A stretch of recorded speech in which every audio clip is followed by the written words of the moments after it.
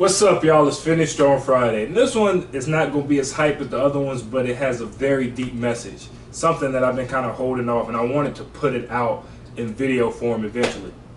So, October 22nd, 2015. One of the days that might change my life forever, or at least change my perspective of things. That was the day that I was working at the Wellness Center for an internship my senior year of undergrad.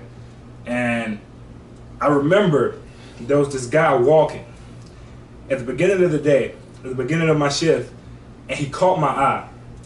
And it was something about him. I don't know what it was just something about him that kind of shook me. We didn't speak or anything, I just saw him. And you know, he had a cane, and he kind of had this waddle to him, and he was walking. Okay, that happened at the beginning of my shift, and I just kind of, like, okay, maybe it's just a case of me overthinking. So the Wellness Center that past week had just gotten new machines. So one of my jobs was to, make sure that some of the older folks knew how to use the machines because they were new machines. They were different from the ones that they had the week before. So, I'm walking around helping people out. And the guy I was under had told me, he said, hey, Denzel, this guy hasn't been here for a while, so maybe you'll have to help him with the machines. And I remember I saw him getting on the mid-row machine. And the mid-row machine is when you kind of sit down in a chair, you have two like handles, and you pull it into you, right? So I remember he couldn't, I figured this out later, but for the story purpose, I just want you to know about it. But he opened up his left hand and pulled it on there, and then he put his right hand on. But he did his left arm first because he wanted to do it separately, because he had different strengths in his right and left hands. So he had to open his left hand, put his left hand on, and put the right one up for stability, and was pulling it back, right? So I was showing him how to do it. I was like, hey, you need me to help me? He was like, no. So he was like, yeah, my left side's a lot weaker. I had a traumatic brain injury. And he was like, so my left side is way weaker than my right side, but I'm trying to figure it out and, get it back to, equilibrium. So, of course, me being the idiot that I am, you shouldn't ask anybody any personal questions, especially if you just met him. But luckily, he was a nice man.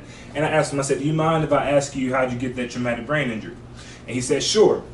He said, I was in a car accident, and I was ejected from my car, and I hit a light pole. I was like, wow. He said, yeah, I died 3 times on the scene, but they flew me to the hospital, and they brought me back to life. I was like, wow.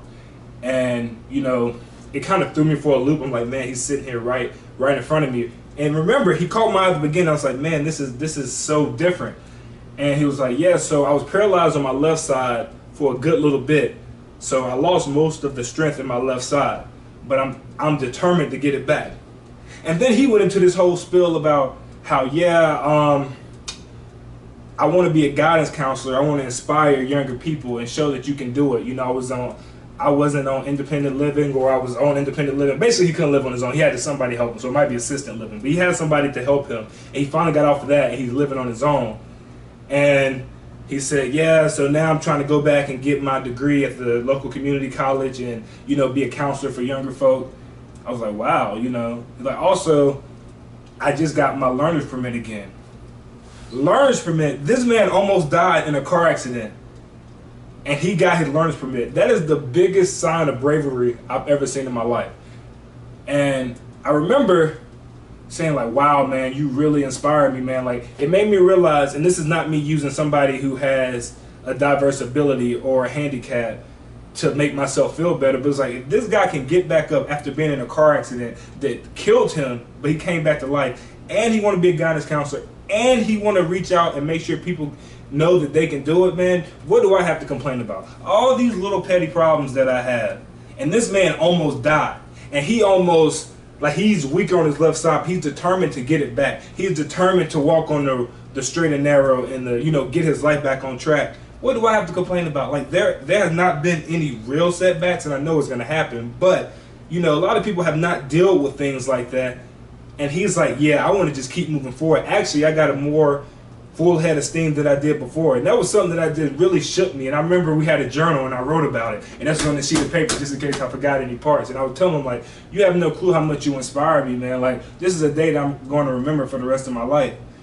And it brought me back to, I was thinking about him. And who would have known that this guy, I can't remember his name, and I also didn't write his name down because I thought that, you know, his impact was important enough. And I wish I would have, though. But this man don't even know that he inspired me to this day. This man probably doesn't even know that I'm making a video about him to probably inspire maybe 100, 200 people. So my advice to you is, and I hate saying it this way because it's kind of like looking at other people's problems to make yourself feel better, but it can be a lot worse situations that you can go through and you're trying to get back than the one you're in now. So stop complaining all the time and sometimes just get to work. This man refused to be helped. He wanted to do it on his own, even though everybody else in his position would have either given up or would have felt sorry for themselves or wanted somebody to help them out. This man was going to be independent. He was going to do things on his own. He was going to do things his way. He lived life unapologetically. And that was something that I respect for the rest of my life. So now I'm at the point in my life, even from then to now, it's like, man, I just got to keep it moving because no one's going to feel sorry for me. And if they do, that doesn't really help me out. At the end of the day, I still got to get up and get stuff done. So this is my long rant, it's my long YouTube video, my long video, but I just want y'all to know that you can continue to do it. It doesn't matter what your circumstance is. As long as you're willing to believe that you can do it and have that powerful conviction that you can do it and keep reassuring yourself that you can do it, it can be done. But guess what? You're either going to be inspired by me or tired of me. But if you listen to what I have to say, I guarantee that one aspect of your life will get better. Have a great Friday, y'all.